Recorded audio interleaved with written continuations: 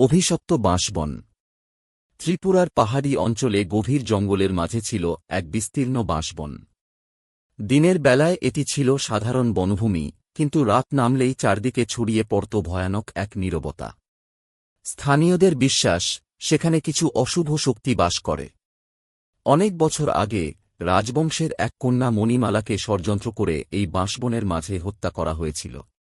মৃত্যুর আগে সে প্রতিশোধের শপথ নিয়েছিল। তারপর থেকে রাতের বেলা কেউ ওই বনের কাছে গেলে আর ফিরে আসত না।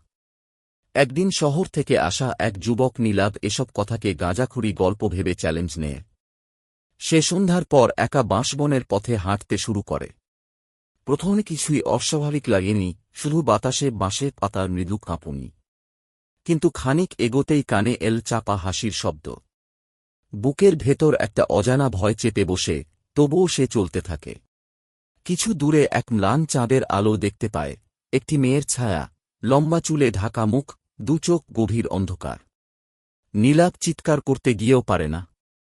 পায়ের নিচে বাঁশের শুকনো পাতাগুলো ক্রমশ সরে যাচ্ছে, যেন তাকে গভীরে টেনে নিচ্ছে। কানে আসে ফিস ফিস আওয়াজ। এখানে চলে এসেছ, আর ফিরে যেতে পারবে না।